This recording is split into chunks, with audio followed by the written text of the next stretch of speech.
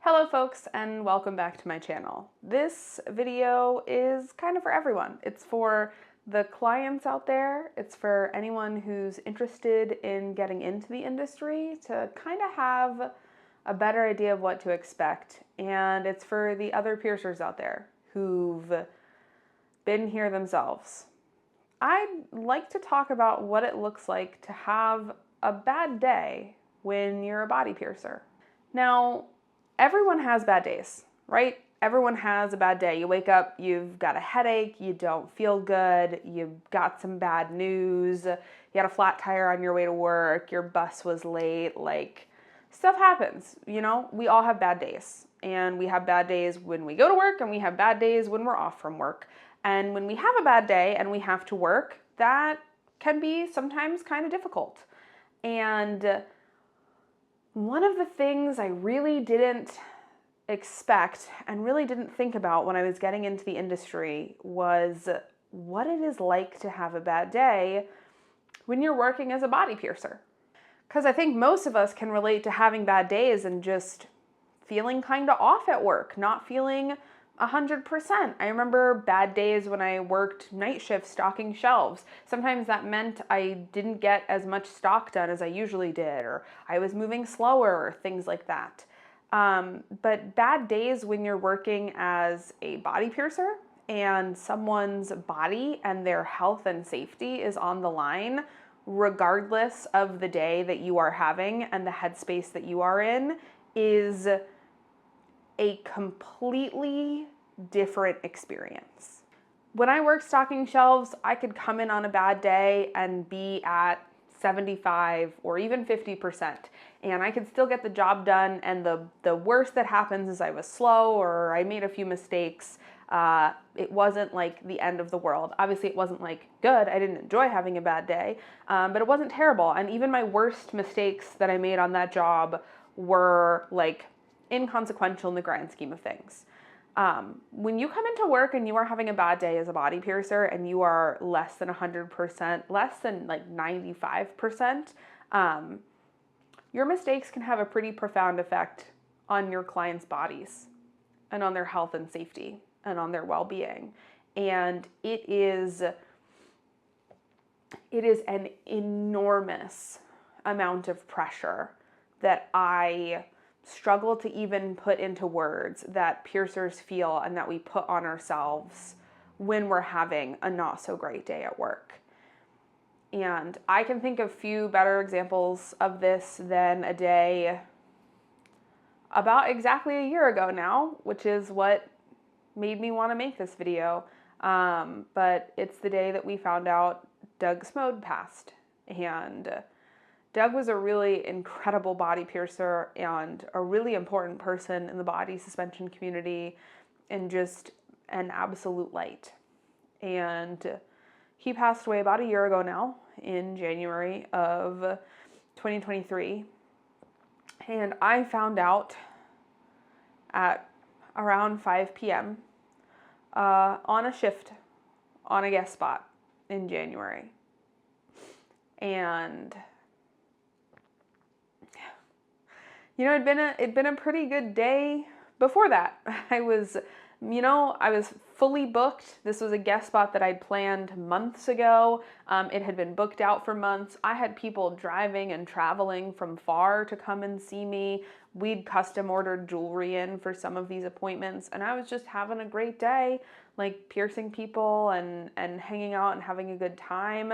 And with some downtime between clients, I opened my phone to check my messages, and the first thing I saw on Instagram was the news of Doug's passing. And it felt like the world stopped in that moment.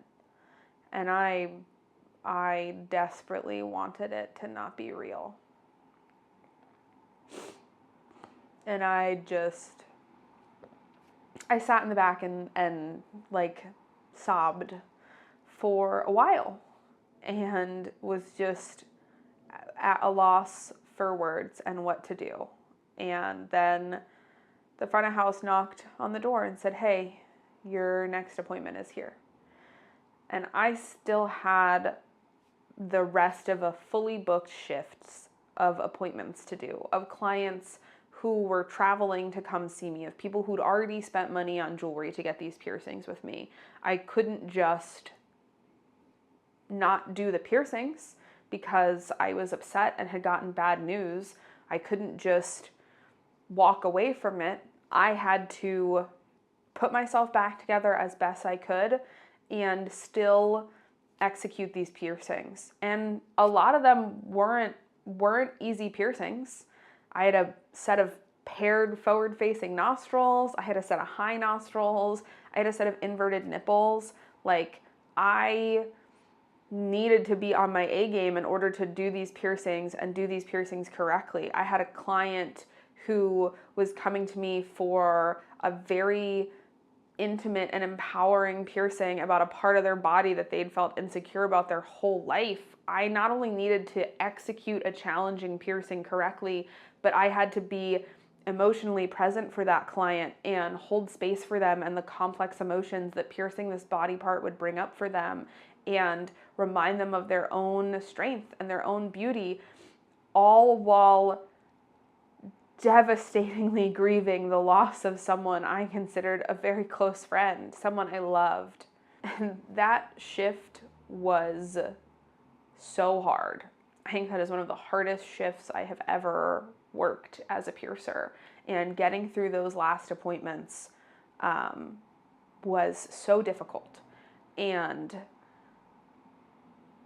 I don't think I was my best self for those last appointments. I don't think those clients got me on their A game, and I feel guilty about that even to this day. And there are days when I go into work and I am having a bad day. I'm not feeling good. There's stuff going on in my personal life.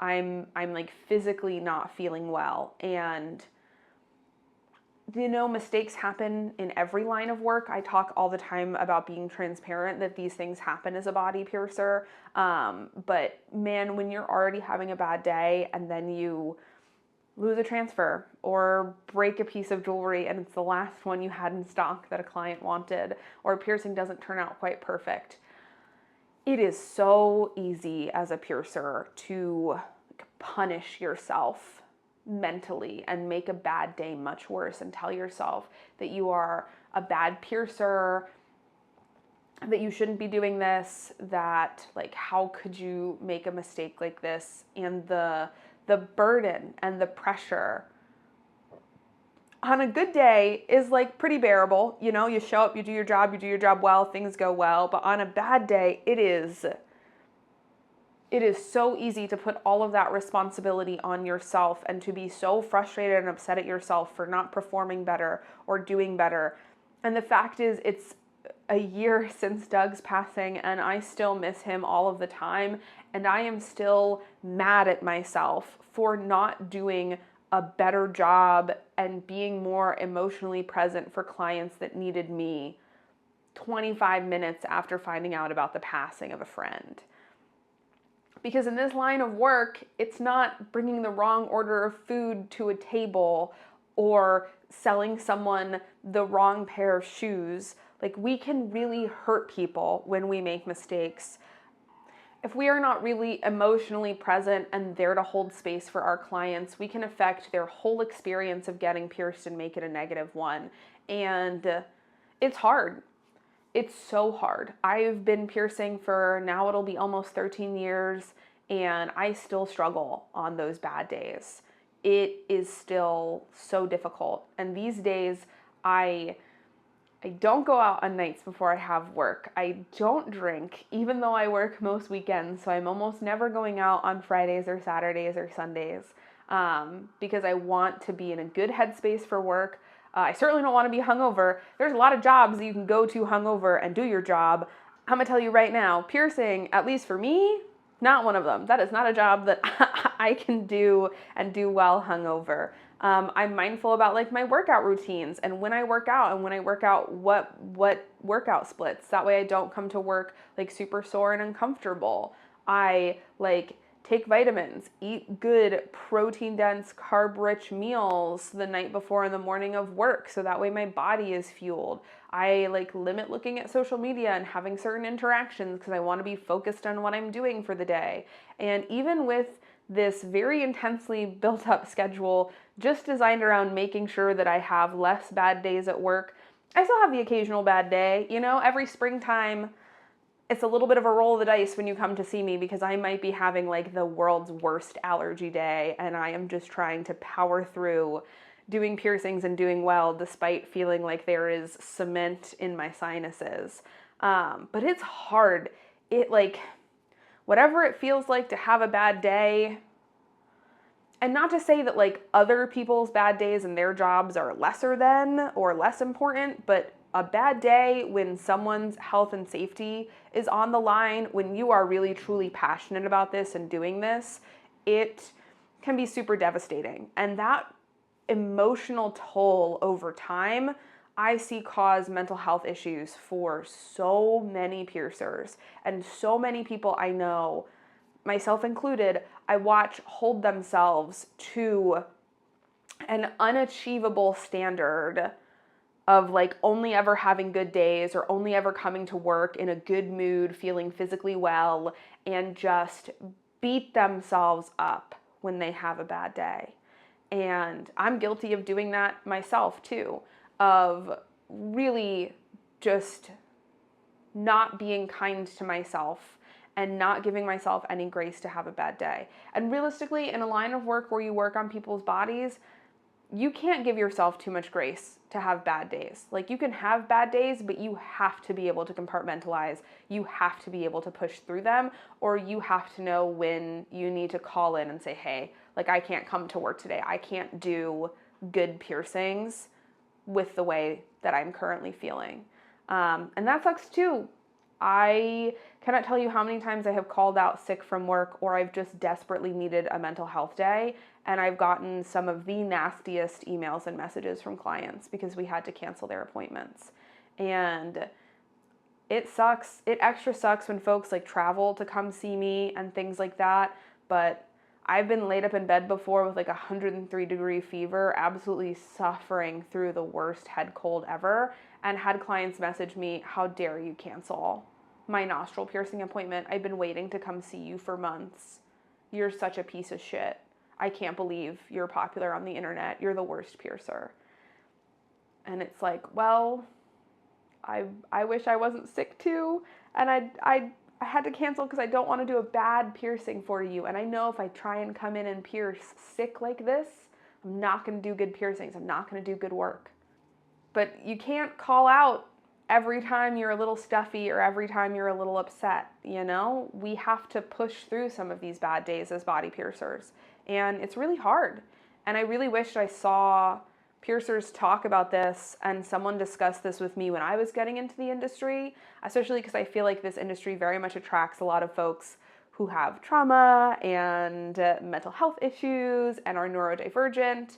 And it really took years of me doing this before I realized just how much the pressure of performing at 100% every single day was affecting me, and just how much I was affected by these bad days and the way they impacted my work. And it took me a long time to figure out how to structure my life to minimize bad days at work.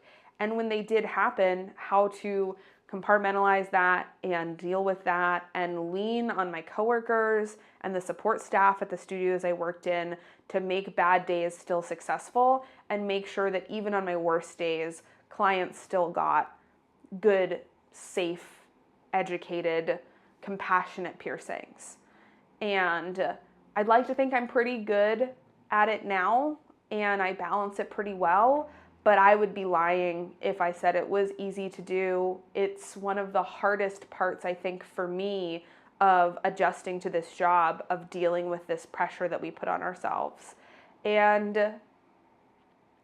I've just been thinking about Doug a lot lately and missing him and thinking about that day and what it was like to have to show up for and pierce my clients in the face of such devastating news and with my emotions there. And to acknowledge that Those clients didn't get the best version of me. But also give myself a little bit of grace, because how could they have? Who could be at 100% after finding that out? So there will always be a part of me that wishes I had been more mentally and emotionally present that day, and wishes that the rest of those clients got to see me at 100%. But this video is also me acknowledging that sometimes we piercers and tattoo artists have bad days. And we are human too, and we have to do our best to try and navigate them. And if you are interested in getting into this industry, or you are early on in this industry, start now in figuring out how you want to navigate bad days and how you're going to limit them happening, and start now coping with the level of pressure that comes with having a bad day at a job like this, and the level of responsibility to have a bad day and still be responsible for other people's health and safety and their bodies.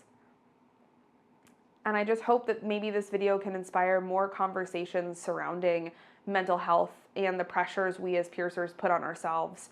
And also hopefully help remind a lot of clients that piercers and tattoo artists are just humans too. And we're not always having a great day.